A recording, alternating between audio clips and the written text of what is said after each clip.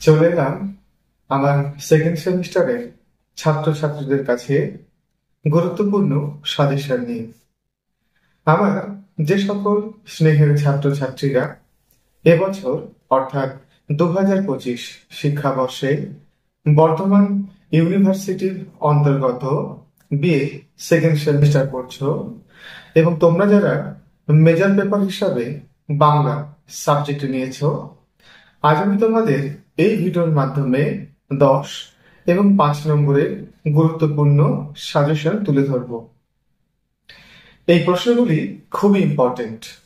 এই প্রশ্নগুলি তোমরা খুব ভালোভাবে তৈরি করবে, কারণ এই প্রশ্নগুলি থেকেই তোমরা এবছরের প্রশ্নগুলি কমন পেয়ে যাবে। কেমন? তাই তোমরা এই প্রশ্নগুলো এখন থেকেই তৈরি করতে শুরু করে দাও। তাহলে চলো তোমাদের মেজর বাংলার গুরুত্বপূর্ণ 10 এবং 5 নম্বরের প্রশ্নগুলি তুলে ধরা যাক। এখান থেকে তোমরা 10 নম্বরের জন্য যে প্রশ্নগুলি তৈরি করবে সেগুলি প্রথমে আমি উল্লেখ করছি। কেমন? তাহলে চলো, প্রথম প্রশ্ন, চর্যাপদে তৎকালীন সমাজ জীবনের যে পরিচয় পাওয়া যায় তা আলোচনা করো।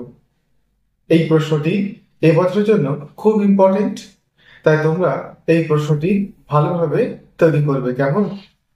দ্বিতীয় প্রশ্ন, চর্যাপদের সময়কাল উল্লেখ করে চর্যাপদের সাহিত্যিক মূল্য বা গুরুত্ব আলোচনা করো। কেমন?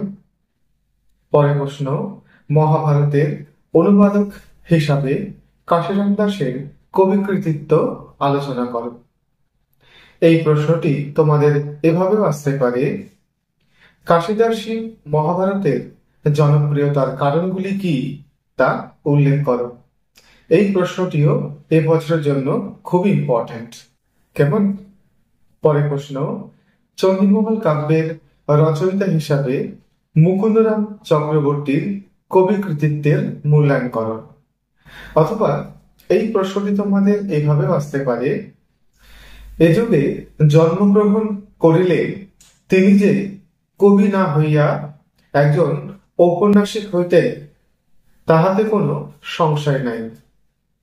এই উক্তির আলোকে কবি কঙ্কন মুকুন্দরাম চক্রবর্তীর কবি কৃতিত্বের পরিচয় দাও। পরের প্রশ্ন, নাথ সাহিত্যের যে দুটি ধারা আছে তা উল্লেখ করো এবং এর মধ্যে যে কোনো একটি ধারা আলোচনা করে বাংলা সাহিত্যের ইতিহাসে এর গুরুত্ব আলোচনা করো। পরের প্রশ্ন, সাধক কবি রামপ্রসাদ সেনের কবি প্রতিভার পরিচয় দাও। পরের প্রশ্ন, চৈতন্য জীবনী সাহিত্যে গোবিন্দ দাস এবং কৃষ্ণদাস কবিরাজের কবি কৃতিত্ব আলোচনা করো। এই দুটি কবির মধ্যে যে কোনো একটি আসার সম্ভাবনা এবছরে আছে। কেমন? তাই তোমরা এই প্রশ্ন দুটি ভালোভাবে তৈরি করে রাখবে। পরের প্রশ্ন, মনসামঙ্গল কাব্যের সর্বাধিক জনপ্রিয় কবির নাম এবং তার রচনার বৈশিষ্ট্য আলোচনা করো। তোমাদের এই প্রশ্নটি এইভাবেও আসতে পারে, মনসামঙ্গল কাব্যের অলঙ্করণে কবি বিজয়গুপ্তের কৃতিত্ব আলোচনা করো। এই হচ্ছে তোমাদের গুরুত্বপূর্ণ 10 নম্বরের প্রশ্ন। এই প্রশ্নগুলি তোমরা ভালোভাবে তৈরি করে রেখো, এখান থেকে তোমরা 10 নম্বরের প্রশ্ন কমন পেয়ে যাবে। কেমন? এবার চলো এবছরের জন্য গুরুত্বপূর্ণ 5 নম্বরের প্রশ্নগুলি দেখে নেওয়া যাক, যে প্রশ্নগুলি এবছরের জন্য খুবই গুরুত্বপূর্ণ। প্রথম প্রশ্ন, মনসামঙ্গলের কবি হিসাবে কেতকা ক্ষেমানন্দের কবি কৃতিত্ব আলোচনা করো। পরের প্রশ্ন, আরাকান রাজসভার উল্লেখযোগ্য কবি হিসাবে সৈয়দ আলাওলের কবি কৃতিত্ব আলোচনা করো। পরের প্রশ্ন, বাংলা সাহিত্যে ময়মনসিংহ গীতি কবিতার গুরুত্ব আলোচনা করো।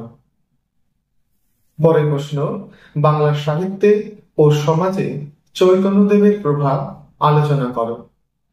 পরের প্রশ্ন, সংক্ষেপে পদকর্তা চণ্ডীদাসের কবি কৃতিত্বের মূল্যায়ন করো। পরের প্রশ্ন, ভারতচন্দ্র রায়গুণাকরকে যুগসন্ধির কবি বলা কতটা যুক্তিসঙ্গত তা আলোচনা করো।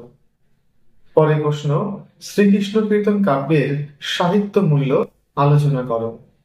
পরের প্রশ্ন, কৃত্তিবাসী রামায়ণের জনপ্রিয়তার কারণগুলি উল্লেখ করো। এই হচ্ছে তোমাদের গুরুত্বপূর্ণ 5 নম্বরের প্রশ্ন। এই 10 এবং 5 নম্বরের যে প্রশ্নগুলি তোমাদের দেওয়া হলো, এইগুলি তোমরা ভালোভাবে তৈরি করো। এখান থেকে তোমরা সমস্ত প্রশ্ন কমন পেয়ে যাবে। এর বাইরে তোমাদের আর কোনো প্রশ্ন তৈরি করতে হবে না। কেমন? তাহলে ভিডিওটি তোমাদের কেমন লাগলো কমেন্ট বক্সে কমেন্ট করে জানিও। আর যদি তোমাদের এই ভিডিওটি ভালো লেগে থাকে তাহলে অবশ্যই একটি লাইক করো। আর হ্যাঁ, চ্যানেলটিকে তোমরা অবশ্যই সাবস্ক্রাইব করে রেখো, কারণ পরবর্তী ভিডিওতে আমি যখনই তোমাদের জন্য সংক্ষিপ্ত প্রশ্নের ভিডিও আপলোড করব যেন সবার আগে তোমার কাছে পৌঁছায়। তাহলে আজ চলি, আবার দেখা হবে পরবর্তী ভিডিওতে। ভালো থেকো, সুস্থ থেকো।